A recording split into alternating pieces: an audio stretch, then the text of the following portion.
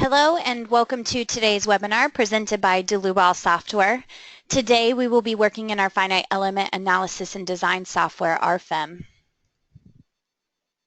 The topic for today's webinar is ACI 318-2014 Concrete Slab Design in Rfem. My name is Amy Heilig. I'll be your presenter today. I'm the CEO of the U.S. office. I'm also a technical support and sales engineer. Our office is located in Philadelphia, Pennsylvania. My colleague Moritz Bertram will be your moderator, answering any questions you may have. He's a product and customer support engineer located in our Leipzig, Germany office. If the control panel does seem to get in your way of the presentation when you logged into this GoToMeeting, you can show or hide that with the orange arrow up at the top.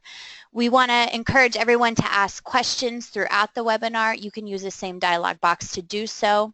We'll do our best to get to all of them, but if by chance we don't, I will certainly send you a follow-up email afterwards. As far as the content today, I first want to describe our software and how our main program Rfem and the add-on modules work for concrete structures, for those of you who may not be familiar with our software. And then after that, we'll just jump into a two-way concrete slab design. Here we will do an analysis in Rfem to kind of show you what's entailed with Rfem alone.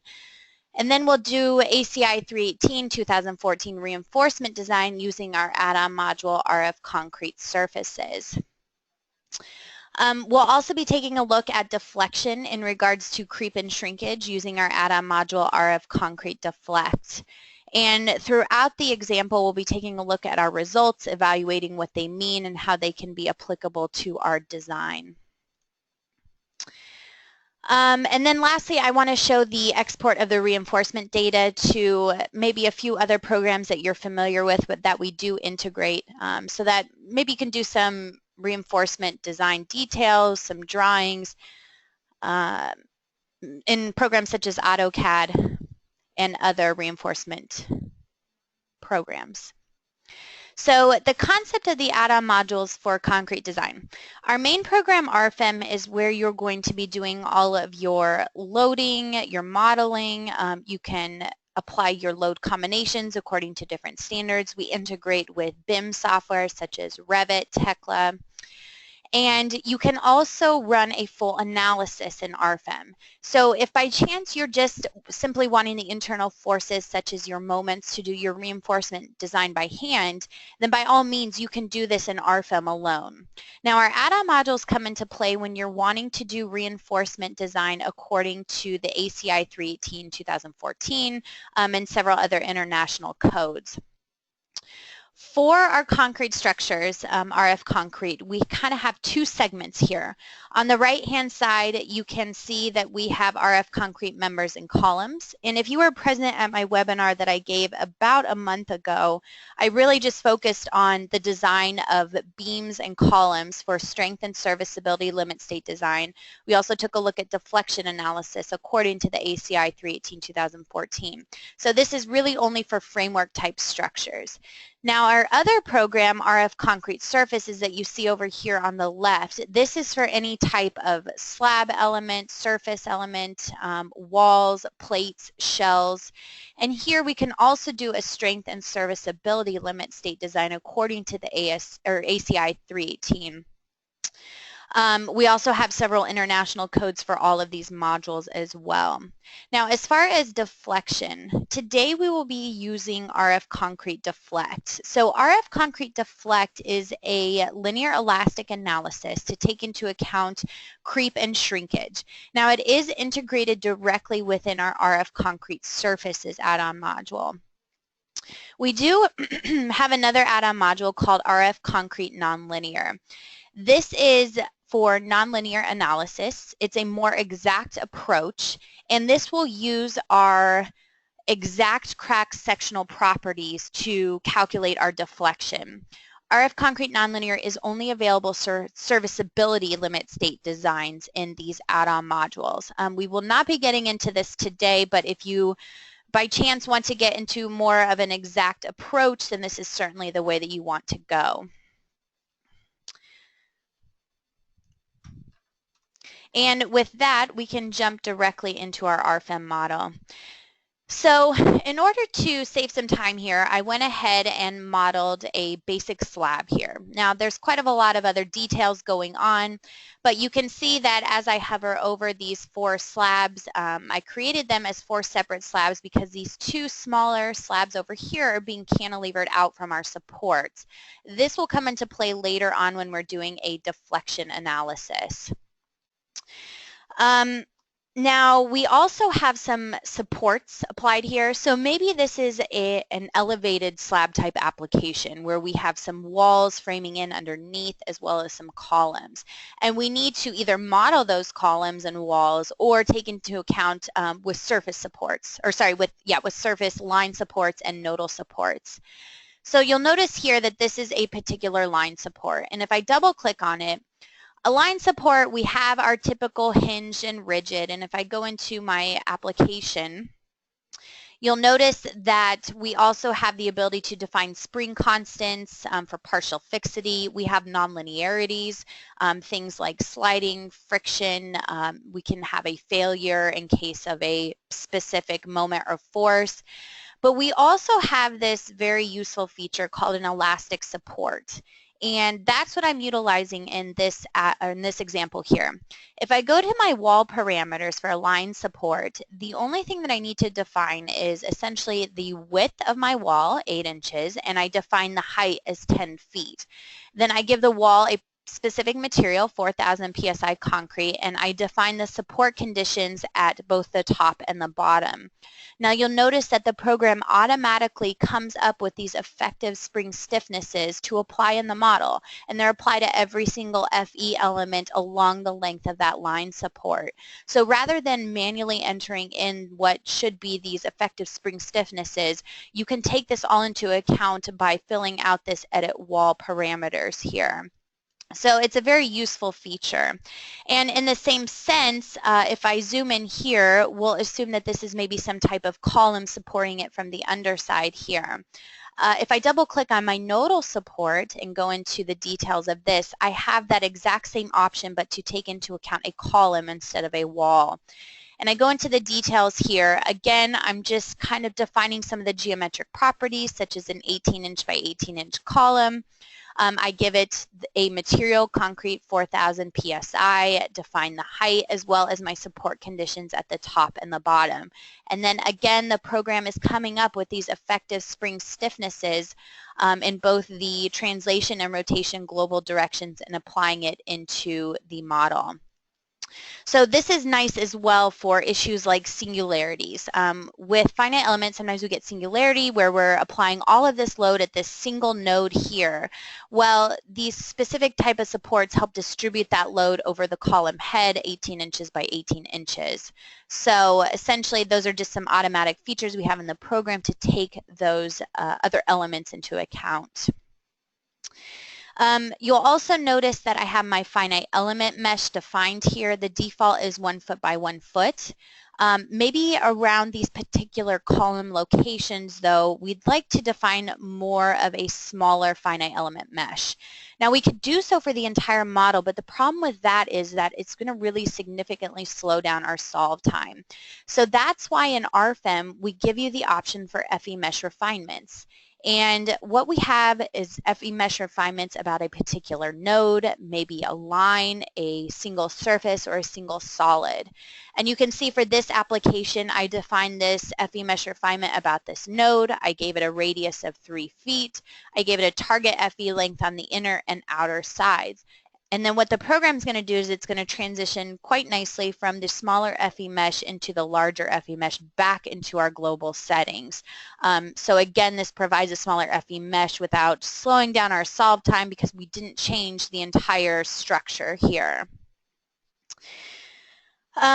Now, in regards to the ACI, it does tell us that we need to take into account some stiffness modifications for slabs. And again, if you were present at my webinar last month, we did the same thing for our columns and our beams. I'm just going to drag my selection box over all of my surfaces. I'm going to right-click and select surfaces to edit all of them at once. Now, if I go to this tab called Modify Stiffness, the default in Rfem is to have this set at none. And what you need to keep in mind is that if you're doing any type of ACI design for columns, members, walls, flat slabs, you need to modify this stiffness here according to ACI. So we have this simple drop-down box, and now the only thing that I need to do is to select my component type. So last month we selected columns for our column elements. We did a separate selection for our beams, and for this example we want to choose flat plates and flat slabs. Now this is going to multiply my bending stiffness by 0.25. This just comes directly from the code to take into account crack sectional properties to reduce our stiffness.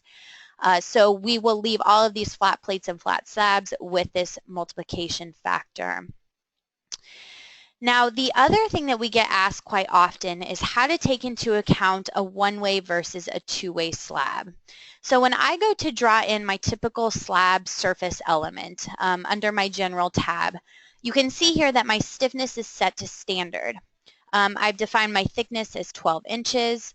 So a standard stiffness means a two-way slab. We have really no boundaries in regards to our load distribution with any which direction on this particular surface. So I'd consider that a two-way slab. Now, a one-way slab, which is quite common as well, can easily be taken into account as well. So instead of the standard stiffness, we'll want to choose orthotropic here. And you'll notice that a few of these examples pop up when I choose orthotropic. I can use this edit parameters box, and up will pop a new dialog box to kind of take into account these different stiffness modifications. Now, the first one under this General tab is constant thickness. This is my standard surface type. Really, there's not much going on here other than in the same sense as the standard surface, but now I can see my stiffness matrix. It's nice because it is divided up into sections. It's very easy to read. We have bending and torsion. We have shear, membrane, eccentric effects. But back on this General tab, if we click the second option, effective thickness, now I can click on my second tab here, effective thickness, and I can define this effective thickness to control my stiffness properties in both the local X and the Y direction. So let's say, for example, in my local X direction, I would like this to still be 12 inches thick in my X direction, but my Y direction, I really want to decrease that stiffness because I have this one-way slab really spanning with my load distribution in the local X direction. So my Y direction, I can maybe give this a thickness of 5 inches. So now my transform stiffness matrix will really take that into account. You can see here some smaller values for D22 in comparison to D11. Going back to my effective thickness, what's also great about this is we think, okay, well, we've changed our thickness, but what about other options such as our self-weight? Well, we've implemented an option down here under thickness to still take into account the full 12 inches for consideration of self-weight. So really the only thing that we're affecting here is our stiffness.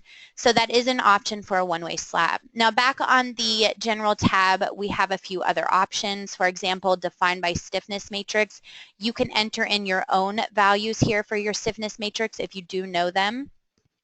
We have a unidirectional ribbed plate, a bidirectional ribbed plate. You can see it's denoted here by these pictures. If I click on the second tab here, what's great is that I only have to define the geometric properties. So what you're seeing in this picture here, I simply define these length directions in these value boxes, and then the program will automatically calculate the transform stiffness matrix for me. Something like a trapezoidal sheet might be useful for a metal deck. We also have hollow core slabs and unidirectional box floor, so maybe something more like a box girder type application. Again, the only thing that you have to define are these geometric properties, and the program will automatically take that into account for our stiffness.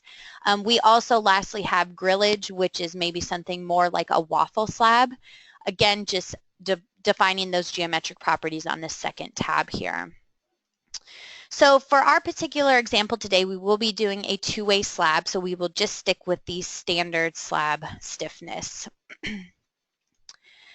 One last thing to take a look at are our loads. So if I turn this into the ISO view here, and I turn on my loads, I can see that I have applied a dead load, just a typical kips per square foot area load on all of my surfaces. Now I also have 4 different live loads applied. If I scroll through these 4 different live loads, you can see they jump around on the slab. Maybe this is representative of something like office loading, where you might have some part of the structure loaded but not other parts. Maybe all of them will be loaded at one time. And again, this is quite a common question that we get, is how do we load our slab so we're not loading the entire slab, but maybe just a portion of it? And that can easily be done with our free loads. Using our drop-down box here, we have free concentrated loads, free line loads, rectangular loads, circular, polygon, and variable. If I double-click on one of these free loads to open up the dialog box, you can see that we have everything here. It's pretty self-explanatory. You just go through it one by one. The first thing we need to choose is a projection plane. So we want to project this load in the XY plane. We want to choose a load direction, and you'll notice that my little picture up here updates as I choose these different options. So it's nice I know exactly how I'm applying this load. I want to give it a magnitude, and then I just simply click 2 locations, 2 clicks on this slab to define my rectangular surface area. This picture looks a little bit odd, and the reason for that is that we have a very useful feature. If you are doing an elevated slab design, but you have multi-levels of the same elevated slab, 10 stories high, and you know that you're going to have the same type of office live loads on each level, well, we have the option to actually project down through a series of slabs depending on what plane you choose here. So by choosing this option right now, it's set to all because it really doesn't matter. I only have one plane in my XY direction. But if you had multiple surfaces on top of one another and you choose those surfaces that you want this load projected down onto, you can do that with the click of a button. So that's nice that you're not individually having to apply each of these free loads at each level. And lastly, if we go to start a new model, or once I've created it, I can right-click on my model name and go into my general data. The program asks us if we want to consider load cases and combinations according to a specific standard. We can automatically create these load combinations. We have the ASCE codes, the IBC codes, we have Canadian codes, as well as many other international codes. I have this checkbox checked on to create these load combinations automatically according to ASCE 7. You can always turn this off and create your own manual load combinations, or you can do both. So for our load case, since we are doing ASCE 7 load combinations, you can see under my combination expressions that my LRFD load combinations will be created according to this orange box, and then I have my ASD load combinations according to this red box. If I click this info button, it will really show me which load combinations are taken into consideration directly from this code. Jumping to the load combinations, really drawn out here considering all of our applied loads, I wanted my live loads to be applied in all different scenarios. Maybe we have live load 1 and 2 acting at the same time, 1, 2, and 4, but not 3. Well, the program can automatically take that into account because under our Actions tab here and my live load, I've set this as simultaneous. So basically, the program's going to come up with all of the different scenarios that these live loads can act together. We also have the options for alternatively or differently here. So then I have all of my LRFD load combinations listed here in the orange and all of my ASD in the red. Under my results combination, this is nothing more than an envelope solution for our LRFD equations and the envelope solution for our ASD load combinations. So everything that you've seen up till now involves Rfem. And like I said, we can easily run an analysis now to get our internal forces to do our design by hand. But what the purpose of today's webinar is to show you guys how to utilize these add-on modules in order to do design according to the ACI code. So the first thing that I'm going to do is I'm going to launch my RF-CONCRETE Surfaces add-on module. For those of you who are not familiar with our software, this is an add-on module, nothing more than a simple dialog box that pops up within Rfem. All of the information that we previously modeled in Rfem will be taken into this dialog box, such as loads. You can see here our load combinations are already brought up, materials, geometry. So you really don't have to worry about redefining any of that information. It's all correlated and synced together. Now, this particular first case that I'm going to run, I'm going to rename it. And you can see the default's just reinforced concrete design. I'm going to name this strength. For this first case, we're going to focus on just the strength limit design here. So what I first want to do is to select all of my LRFD load combinations for design. You'll notice that I use the drop-down box here to select ACI 318. And then the only thing I need to do is just to simply work down this list here. So I have my materials list here, again brought in from Rfem, 4000 PSI, grade 60 reinforcing steel. I can quickly change this if I'd like to within the module. I don't have to go back into Rfem. All of my properties for my materials are listed here. I have a nice stress strain diagram for both my concrete and my steel. Moving on down to surfaces, nothing too extravagant here. This will change later on when we're considering serviceability, but for strength, it just simply lists our 4 slab types and then the depth of each one. Notice too that everything with these tables are synced up to the graphics behind it. As I scroll through these different slabs, you can see the red dotted line highlighting which slab I'm actually clicking on in the table. And lastly, we want to jump to a reinforcement. For our reinforcement, you can create as many groups as you'd like. So perhaps you have different slabs with different loads, different thicknesses. Of course, you're probably going to want to consider different reinforcements for these slabs. You don't want to have a one-size-fits-all for everything. So we allow you to create more than one reinforcement group. And you can see here that right now I've applied it to all of my surfaces by checking this checkbox. But by all means, you can apply to an individual surface, a group of surfaces, or all of the surfaces. For this particular case, we'll just choose one reinforcement group. You can see here my reinforcement ratios on this first tab. There are a couple of defaults already set. You can change these. The ACI code tells us that maximum reinforcement percentage, basically this is to avoid brittle flexural behavior in case of an overload type situation. In the newer ACI codes, essentially, they've gone away with the reinforcement percentage, but now are more focused on the net tensile strain of the concrete being greater than or equal to 0.004. So what the code's telling us is that you can essentially mess around with these percentages as much as you want, as long as those net tensile strain limits are met. 7331 and 8331 from the code refer to both one-way and two-way slabs, and they both state the same thing, that net tensile strain must be met. Reinforcement layout. This is just simply what is our cover. You can see here that I can measure my cover to the centroid of the reinforcement or to the edge. I personally like to measure to the edge. It's what the code refers to as well. The first thing that I need to do, though, is to tell the program what bars I plan to use. So I maybe want to start off with number 6s. So here I'll type in my diameter of 0.75 inches and measure my concrete from the edge rather than the centroid. Concrete cover comes from section 26.1. There are quite a few stipulations that you want to take into account. For our example here, I'll just set this as 2 inches to measure from the edge of the concrete to the edge of our bar diameter.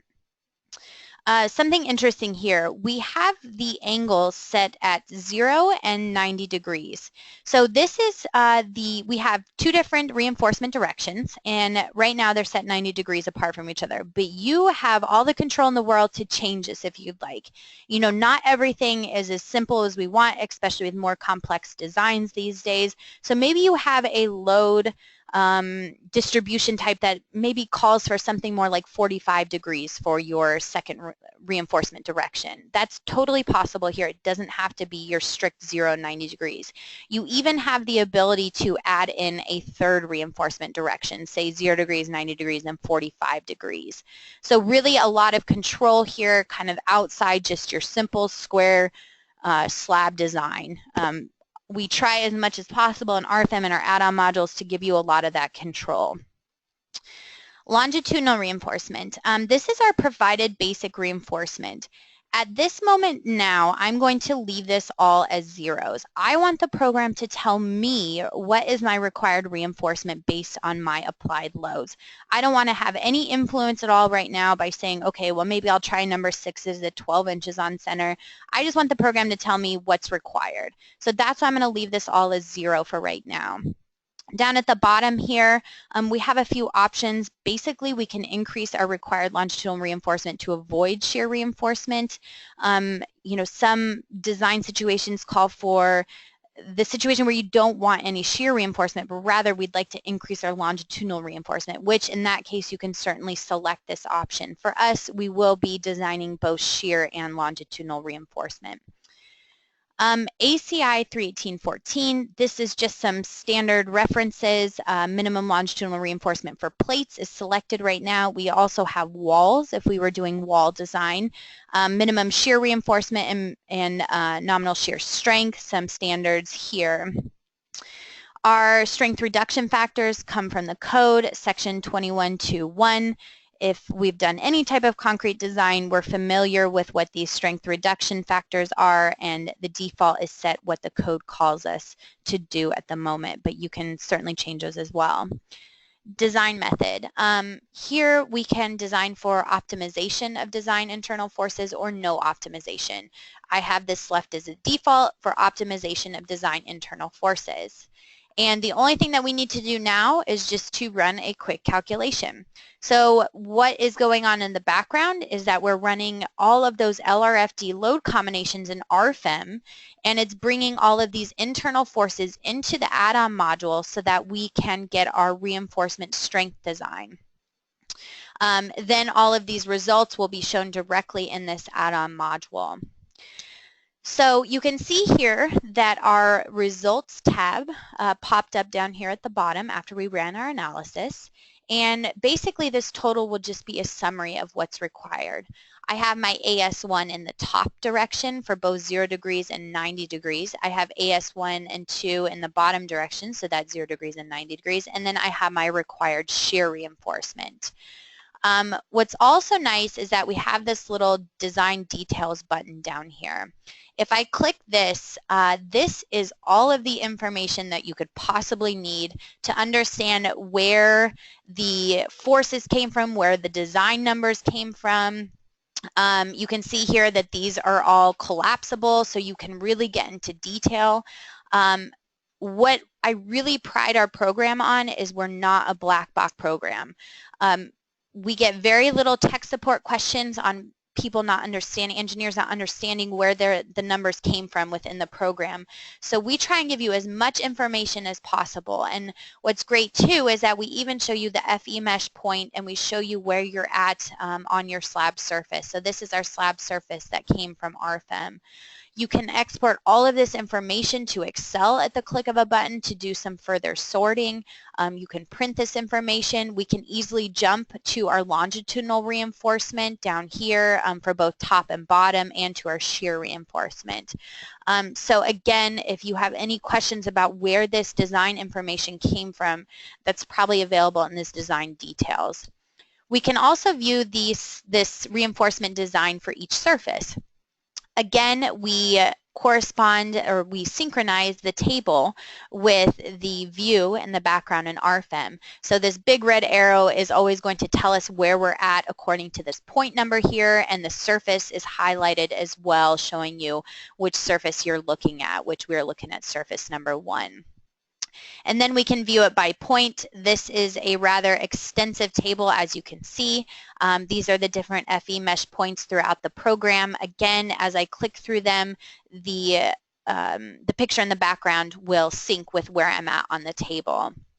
So this is all great in terms of tables, but probably we want to view something graphically to kind of get a sense on what is the overall behavior of our slab. So all I need to do is just to click my graphics. Now, looking at my slab, you notice that I have these nice contours now. I now have this results tab available in my project navigator.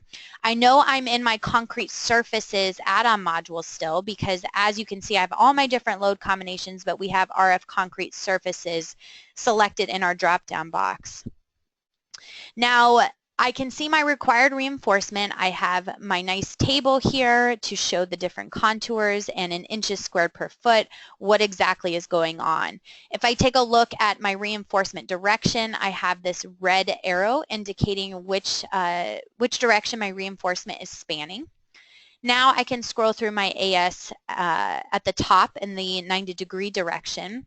And it makes sense what our contours are showing here. For our top reinforcement, we're going to need more around these column and wall supports because we have a negative bending moment. So we're going to need more reinforcement in our tops. Now, if we look at the bottom reinforcement, it's going to make sense that we're going to need more reinforcement at the areas spanning between our supports because this is an area of positive moment. We can also view AS bottom in the other direction, and you can see here that we have quite a bit more reinforcement needed for this direction. So contours are great, and I think it kind of gives you more of an overall sense of what's going on, but we also have an option for sections in the program. And what a section will do, and that's what these black lines indicate here, I went ahead and created some different sections throughout the slab. This is basically a cut right through the center of the slab. And the first thing that we can do, we can turn off our ISO bands for our results. And to create a new section, I can just simply go here to create section numerically. Now the program's asking me if I want to name it. It's asking what should we put the section through? We want to put it through a surface. I just simply need to click 2 points. I can always use my drawing grid to make sure I have a straight line here. And then just the projection direction here. And what's also great is that we can select all surfaces here, or we can maybe we only want to view this section for a particular slab. Well, everything is in your control within this dialog box. So I went ahead and already created these surfaces, as you can see, in both directions, and then we can just simply turn on our surfaces at the click of our button instead of the ISO lines. Then we have the sections over here, and here is where I can really control what I'm looking at. You'll notice that right now I have my reinforcement direction for my AS2 bottom, so I can see my reinforcement is spanning in the north-south direction. But now I'm getting more of a numerical value to look at rather than contour lines. So I can see here, if we go ahead and turn on a few of these other sections across the slab, if I'm looking at my top reinforcement and I increase this section diagram, it makes sense that I'm going to need more reinforcement again around these column supports because we have negative bending moment. If I take a look at my AS1 bottom, you can see I have significantly more reinforcement required at areas spanning between the supports. And with these sections, it's nice as well. I can always right-click and go to my results diagram, and I can view it maybe more so along the length in quite a bit of detail, more as numerical values. I can add in as many diagrams as I want. Let's say I want to view this section for all, for both top and bottom, and in both directions, 0 degrees and 90 degrees along the length. And now I can really compare what's going on in all my reinforcement directions. You can print this off as well, and quite a few quick links here. I can switch my sections at the click of a button. I don't have to necessarily go back to Rfem. I can also export directly to Excel. So that's certainly a useful feature if we're wanting to view things more as numerical values rather than contours. Okay, so now that we've done a basic strength design, we want to move on to a service design. So I can easily jump back into my add-on module by going to this drop-down box here and choose current module. And I'm now back in my concrete surfaces. So for this option, I'm going to choose copy case. And what the program's going to do is it's going to copy my strength load case, and I'm going to rename it strength and service with some basic reinforcement. So now I'm going to design for both strength and service, and I'm also going to take into account some basic reinforcement design. I click OK. So now you can see that I can jump back and forth to both cases. And by all means, you can do all of this within one case if you like. I'm just trying to show you guys a clear, distinct difference between all the different areas that we're applying these different design applications. So now we're under strength and service. I go under my serviceability limit state, and here is where I'm going to want to select all of my ASC load combinations. So you'll also notice I have an options down here. I have both analytical and nonlinear. Now this relates back to my PowerPoint when I was discussing the differences between RF-CONCRETE nonlinear, and that would be this option here, which we're not going to get into today. Rather, we're just going to stick with the analytical. This will be a linear elastic analysis. I go into my details here. And the first thing to note is that I have a couple design options. For my serviceability, I'm going to design for cracks. So I want to leave this checked. Now deflection, I'm going to leave this checked off. We'll get into this later in a little bit more detail, but for now I just want to design serviceability for cracks. The other thing I'm going to check off down here is I don't want to increase my longitudinal reinforcement for serviceability limit state design. It's just something for this example I don't want to do, but you can keep this checked on if you'd like. If you're not meeting your serviceability crack widths, for example, well, we can actually increase the longitudinal reinforcement automatically to solve that issue. So now that I've defined a serviceability limit state, my materials, everything's the same here, but notice my surfaces tab has a few more options. The tab down here, limit of crack widths. So the first thing that we want to do with our serviceability is to tell the program, well, what are my limiting crack values? You know, what can I base this ratio off of, and what's limiting the total width of the cracks based on the applied load? So the ACI committee did quite a bit of research and determined that there are, depending on where your structure is located, there are maybe some crack widths that we can follow for limiting dimensions here. So for our example, maybe we consider our structure in a very humid environment. Well, then I'm going to set my crack width under this selection as 0.012 inches. Now you want to control both the top and the bottom. You can certainly set these as different as well, but for our case it will be 0.012. We can also choose user defined. You know, maybe you have a different limiting value that you'd like to put in here. You can do that as well. Design without direct crack width calculation according to 2432.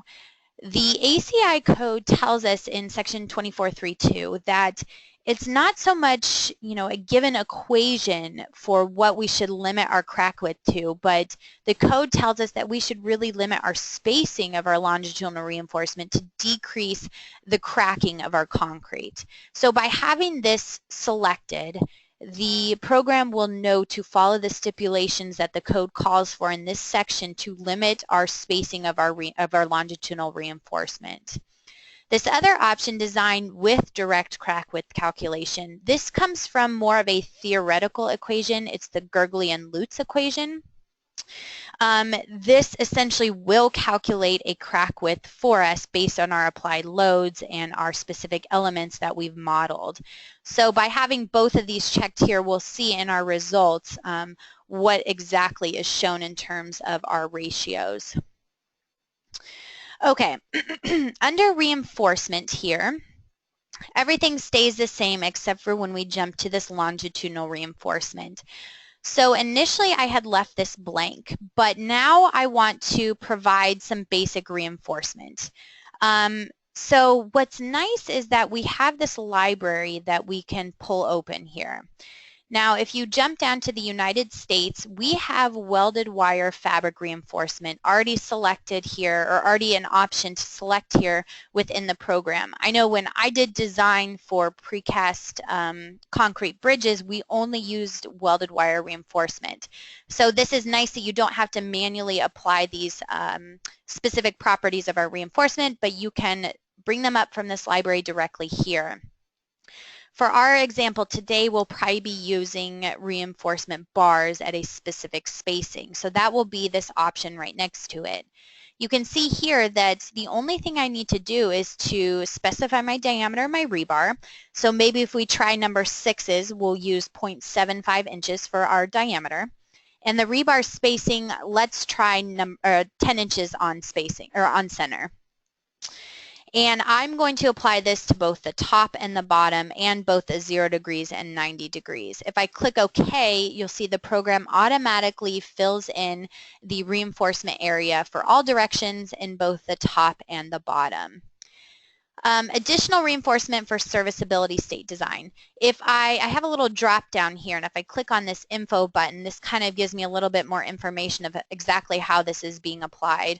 Right now I'm just applying the provided basic reinforcement across the entire span of my slab, and then any required reinforcement will additionally have to be taken into account. With that, everything else stays the same, and we can easily run our calculation. Now, something to take note of, it will take a split second longer because now we're running all of those ASD load combinations as well for our crack width design. And we're still running LRFD to get our required reinforcement design as well. And it will bring all of these options, or all of the results, back into this add-on module directly. So as we saw last time, we have our required reinforcement. Nothing should have changed here because we didn't change anything in our external model in Rfem, but now we have a serviceability design available here. You can see that I now have my crack width control, my crack width ratio. I have my green smiley face because I am well below my design limit value that we set at 0.012. My existing value is 0.006.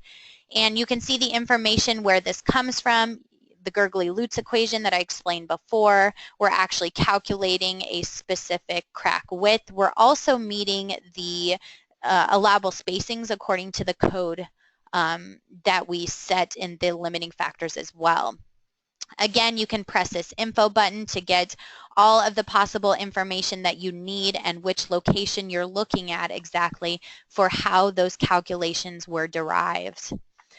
We can view each one by surface again, just like how we saw in our required reinforcement. Now we can view the cracks at each particular surface, and we can also view them by point.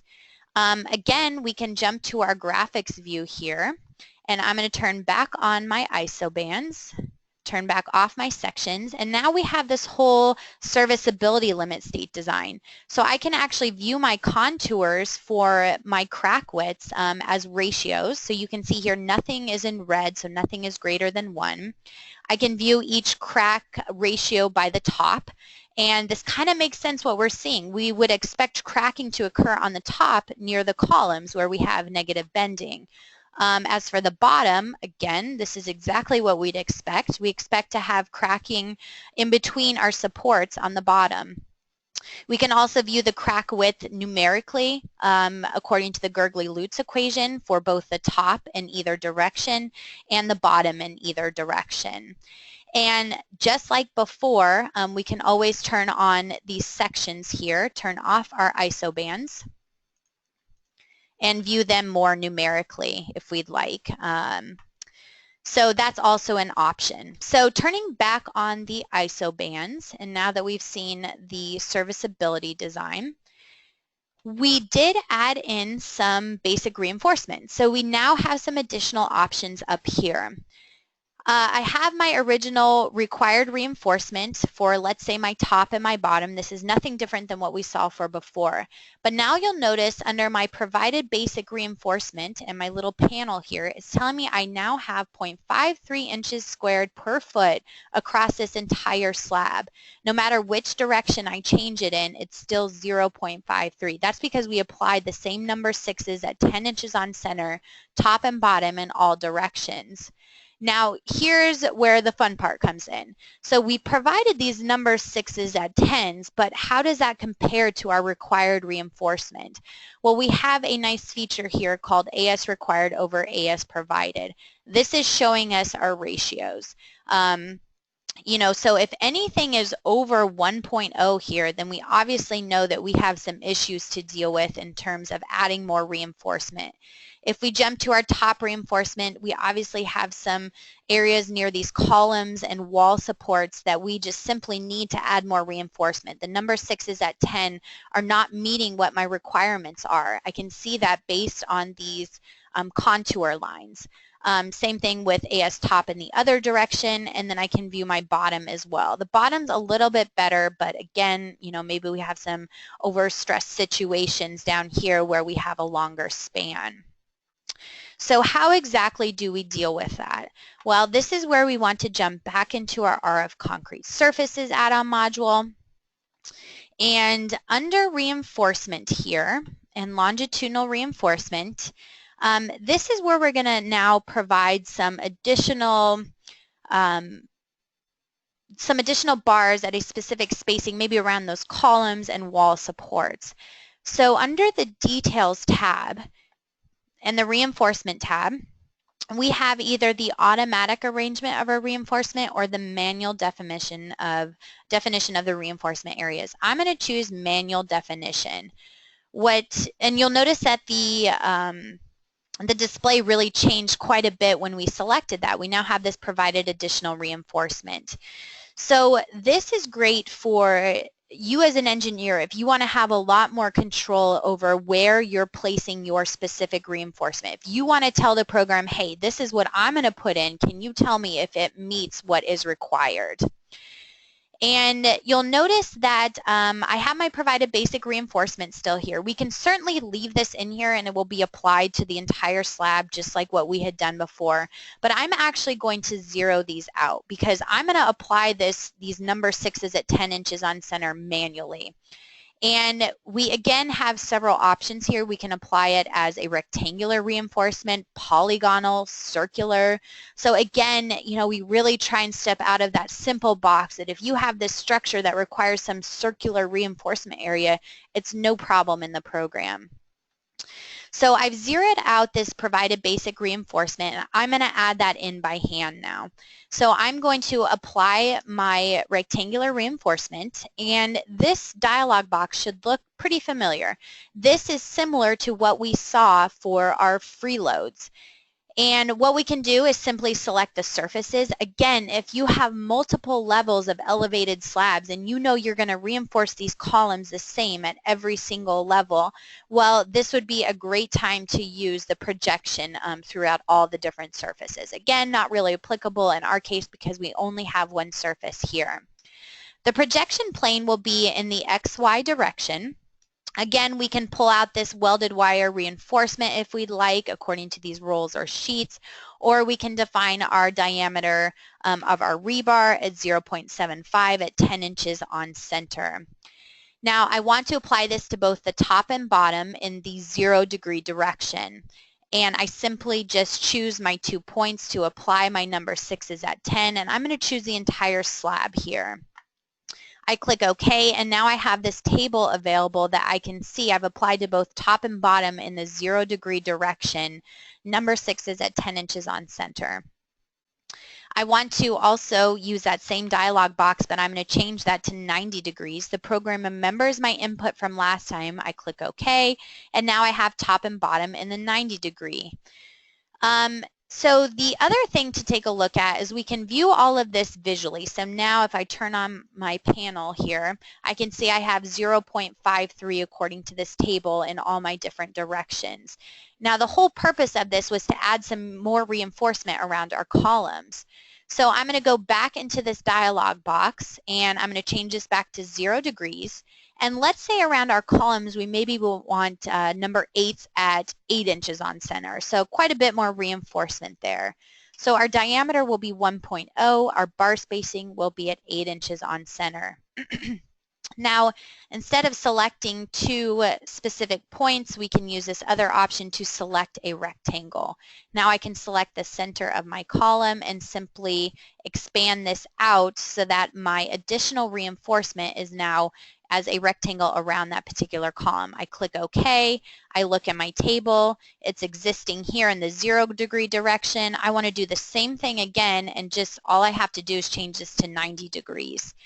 And you can also use some copy and paste options in the table. I think it's easiest just to go into the dialog box again. That's the most user-friendly way to do it. And now if we view this, we can see that we have our additional reinforcement around this column. We can see the total number in inches squared per foot for both the top and the bottom. I can view all these different top and bottom views back in Rfem while I'm still looking at this table. Something to take note of, this is additive. So I added number 6s at 10 inches on center across the entire slab. Then I went in and added on top of that number 8s at 8 inches on center. So if you don't want it to be additive, you need to adjust your total reinforcement area to take that into account. The program does not override one area with another. As you can see here, the 1.71 includes both the number 6s and number 8s. Something else, this is not a perfect rectangle. The reason why is because we actually apply that additional reinforcement to the FE mesh elements. So you can see here that we kind of have a distortion here of these FE mesh elements, so that's why it's not a perfect rectangle. Overall, it's not a big deal, it's just how the analysis is done. Now, the next thing to do is we want to apply it to maybe these other columns here. Well, I could go back into my dialog box and apply it to this column, then this column, but we also have a very useful feature. If I just highlight my last 4 rows that pertain to this particular column, we have a move or copy feature. And what I can do is I can select one copy, and all I need to do is to click from one column to the other to define my displacement vector. I click OK, and now all of those options from this first column were also copied to the second column. So a very quick, efficient way to do this when you have a lot of repeat areas such as columns like these, where you will simply need to have the same reinforcement at all locations.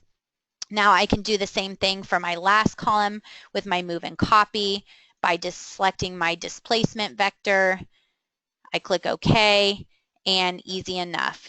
Again, you'll see that it really is applied to the FE mesh, not as a perfect rectangle. So I probably want to do the same thing at my line supports here for my walls. You know, we had some high bending moments at these locations, so I want to do the same thing, but rather than take the time during this webinar to copy and paste and to draw those all in, I just will pull open another add-on or another model where I've already done so. So you can see here that I did the additional reinforcement to all of the wall locations. You'll also probably notice I left this column blank, and I just left it at the number 6s at 10 inches on center, and there's a specific reason for this. I want to show you guys back in RF-CONCRETE surfaces. So now that we've applied this to our different locations under my longitudinal reinforcement, you can see that my table is much more extensive here, much longer than what we saw before. And now what I want to do, and what's also great, is that now that I've defined these, I can go and run my calculation, and I can take a look at my same reinforcement results, for the total required reinforcement. I still have my crack width telling me here what my serviceability design is, but you'll notice that I have something here. I have a message, 225. 225 down here, or I can click here, is telling me my longitudinal reinforcement one direction is not sufficient. No check possible. Well, the reason for this, if I go back into my graphics and we take a look at our required reinforcement, again, this is nothing different than what we've already seen in our other add-on modules. We can smooth the color transition here to make it look familiar to what we saw before. But now for my provided reinforcement, I'll click on my provided additional reinforcement here. Now this looks familiar for what we saw before. How about though we take a look at the not covered reinforcement? I'm at my AS1 in the top direction, spanning from left to right here, and everything looks to be 0, but that column location where I specifically didn't increase my reinforcement. So the program is smart enough to tell you that, hey, you simply don't have enough of your provided reinforcement to meet what we found for the required reinforcement. And that is specific to this column location. If I look at the AS top in the other direction, same type of scenario. You'll notice these other columns are okay. That's because we provided quite a bit reinforcement there. If we look at our bottom, you'll notice that everything is zeroed out. It looks to be just fine with the provided reinforcement in both directions for my AS required over AS provided. I can even look at those ratios again, and you can see quite clearly here where we've added more reinforcement and where we haven't. So you can see all of the red still occurring at this particular column. Well, so how do we deal with that? That's no problem. That's exactly what I was showing you guys before under longitudinal reinforcement. Maybe I want to take my rows here, 5 through 8. I'm going to use my move and copy tool, select my displacement vector. I click OK, and I can view this graphically now, and now we have additionally applied all of this reinforcement to this column. You'll notice that I don't have to solve for my strength load conditions again. That's nice because really that provided reinforcement can automatically be calculated by the program without an additional calculation to be ran. We do need to run the strength load combinations just to see how that reinforcement did affect it. So we can quickly run our ASD load combinations to get our serviceability limit state design for all of our surfaces. So now when we jump into our serviceability design, we can view our cracks. Everything looks good just as we expected. And now we have an actual reinforcement layout, maybe according to how our slab would actually be reinforced. And we just want to make sure that it's meeting these required reinforcement based on our applied loads. Okay, so that essentially sums up strength and service design. Now, the last thing that we want to do is to consider our deflection. And jumping back to, we're still in our concrete surfaces add-on module, but I'm going to create another load case. I'm going to copy this case, and I'm going to call it deflect. Now you'll notice that I still have my serviceability and strength limit states remembered here. And under my analytical, how we initially disregarded our RF-CONCRETE deflect, I'm going to check this now. And I'm going to consider long-term deflection according to creep and shrinkage for the duration of 60 months. So jumping back to the PowerPoint, what exactly does this mean? Well, the ACI code in section 242411 tells us that we do need to take into account consideration of shrink and creepage. This is due to things like temperature, humidity, curing conditions, a lot of external forces and such that really are out of our control but still affect our concrete design. So we want to take them into account for long-term deflections. So how do we do so? So you saw in Rfem, in RF-CONCRETE surfaces, that we have an option to consider the load duration. Right now the default is set at 60 months. So this will use a time-dependent factor of 2.0. This time-dependent factor is multiplied by our immediate deflection. Immediate deflection is easy enough to pull from Rfem, but in order to consider creepage and shrink, we want to consider this time-dependent factor. You can certainly put in any type of load duration in months as you'd like, and the program will calculate the appropriate time-dependent factor.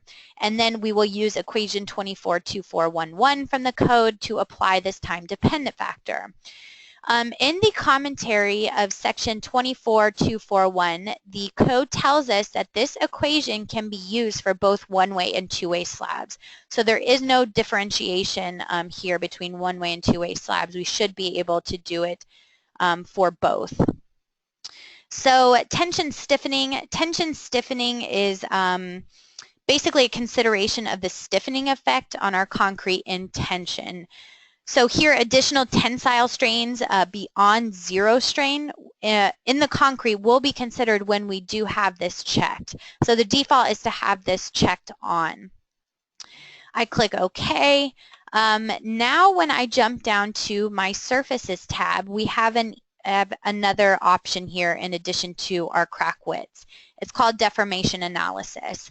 So this is great because in the code it tells us that we have some max possible deflection ratios that we want to meet for our slab design. This comes from table 2422. Rather than defining the deflection ratios for all my slabs at one time, I'm going to uncheck this box and check them individually. The reason for this is why I created 4 different slabs, because we have 2 cantilevered slabs out here that are going to have different deflection limits than our interior slabs that are simply supported. So for my slab number 1, I'm going to choose a user-defined relative deflection ratio. Maybe we want something like 240, which comes from the ACI code, and then I just simply need to define a reference length here. So my first slab, I will just use my measure tool. It will come out as 18.5 feet. Now, slab number 2, same exact scenario, maybe L over 240 is my limiting deflection. Here I can measure the side of my slab, which comes out a little bit longer at 27.5 feet, which we can see here from our dimensions that were drawn in. Our cantilevers, a different scenario here. Our L deflection ratio is maybe something more like L over 125. And we want to measure from the edge of the support to the cantilevered end. Same thing for slab number 4, user-defined L over 125. I can easily type in 9 feet here, or I can measure it again. Now, what is the deflection relative to? So most of us are probably familiar more with relative or absolute. Absolute is going to be in reference to the undeformed system. So basically, what is our deflection ratios? Are they from what the original structure looked like before loading, or is it more so we're going to measure the deflection ratios and take a look at the deflected end nodes of the 2 surfaces? We have a nice little picture here that kind of explains a little bit more if you want to understand what exactly these settings do correlate to. Typically, we'll use the undeformed system, and I will just leave that as the default. Reinforcement design, remember we're keeping everything exactly how we had it selected before, so we don't need to make any changes to that. So the only thing I need to do is just to hit my calculation button here. It does take a split second longer to calculate, so I went ahead and already solved this just for the sake of time so that we can easily pull this up.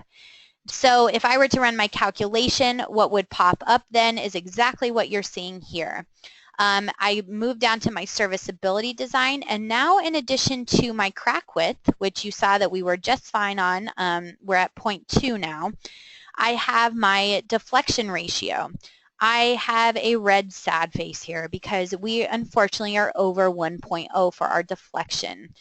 So the question is, okay, well, where's our problem? You know, how can we really view this? Well, I can view it still in my tables by my particular surface. It looks like surface number 4 is the issue, and the program will sync with exactly where this problem, and it's the cantilevered slab over here at exactly, it looks like about this center point where we have kind of an issue.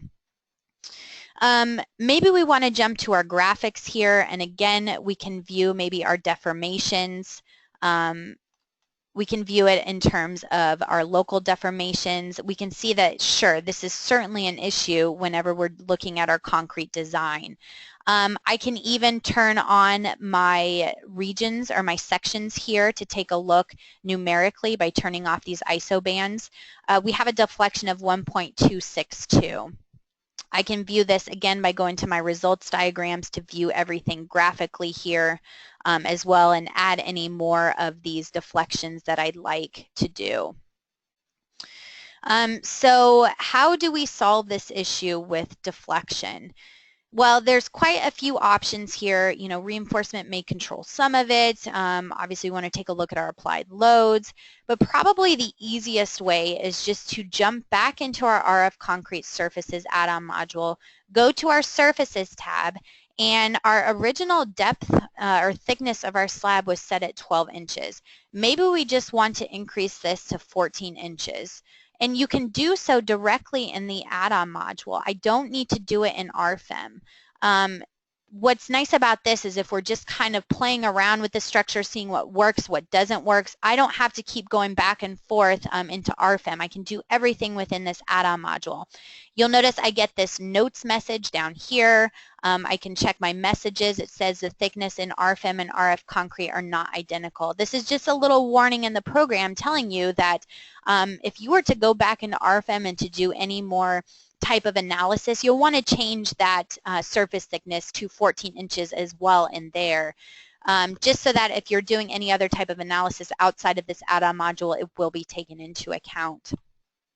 So now I just want to hit that calculation button again, and once again, for the sake of time, I've already solved this, so I'll open up my other model here, and I jump into my RF-CONCRETE surfaces.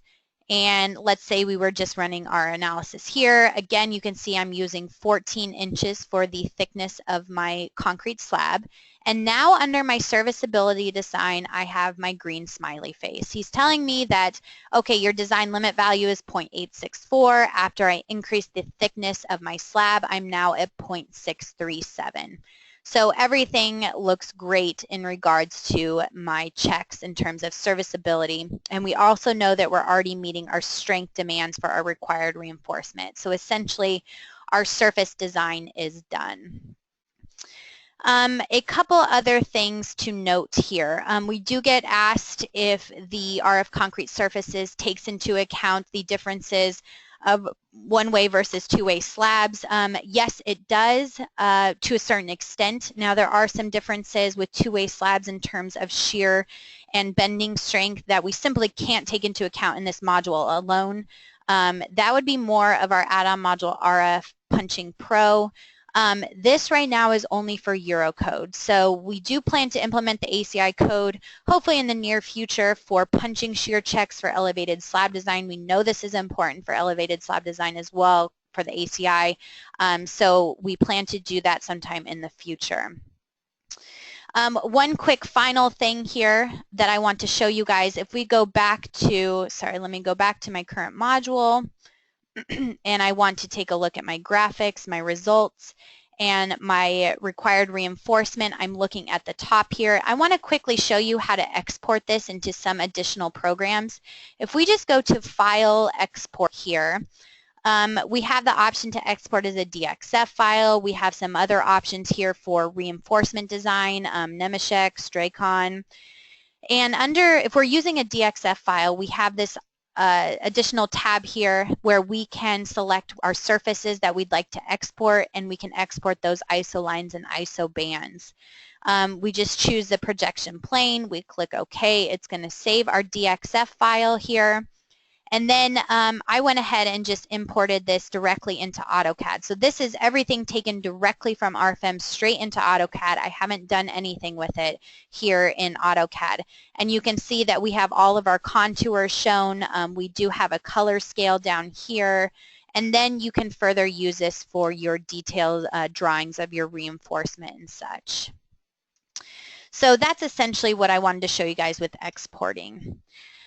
With that said, that basically sums up the webinar today for design of our concrete surface. I know I went over quite a bit of information today. There is more information on Rfem as well as our add-on modules on our website at Dlubal.com. I'll also place this as a recording on our website as well, so you'll be able to find that under our webinars option. I also encourage you to go online to view a few of our social media sites. YouTube is a great one because, again, we also put all of our recorded webinars on there as well. Our Dlubal blog is a bunch of frequently asked questions that you may find applicable to your design situations. Our email here at our Philadelphia office is info-us@dlubal.com. The phone number is 267-702-2815. We will have more upcoming webinars. I try and do one about once a month, so keep an eye out for those either on our website at Dlubal.com under Support and Learning and Webinars. I'll also always send out an email reminder to sign up for that. If you did want PDH credit today, that's no problem at all. Please email me at info-us@dlubal.com requesting that PDH credit, and I will issue that certificate to you. With that said, that concludes our webinar today. So I want to thank everyone for attending, and I do hope to see you at our next webinar. Thank you.